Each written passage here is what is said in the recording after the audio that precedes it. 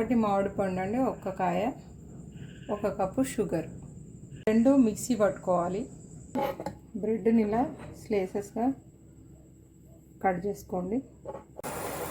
ఇట్లా నెయ్యిలో పూర్తిగా అన్ని బ్రెడ్స్ వేపుకోవాలండి.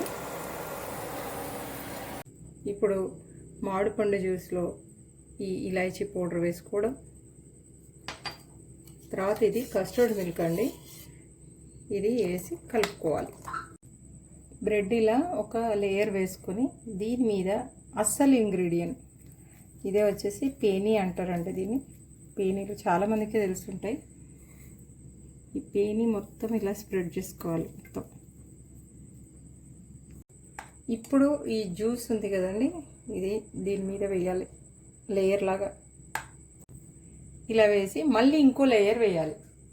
కొద్దిగా ఇలా లేయర్స్ వేసుకోవాలండి. దీంట్లో మెయిన్ ఇంగ్రీడియంట్ వచ్చి పేనీ లేయర్ లేయర్ తింటుంటే చాలా బాగుంటుంది. ఇప్పుడు మళ్ళీ నెక్స్ట్ లేయర్ కదండి, మళ్ళీ వేసుకోవాలి ఇట్లా పేనీ. ఇదే విధంగా మళ్ళీ లేయర్ వేసుకోవాలి.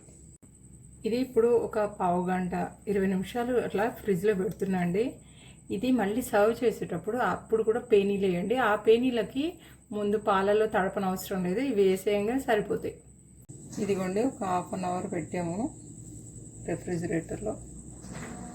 ఇప్పుడు ఈ విధంగా వేసుకోవాలి పేనీ. ఇలా లేయర్ లాగా తీసుకోవాలి. చాలా బాగుంటుంది, ట్రై చేసి చూడండి.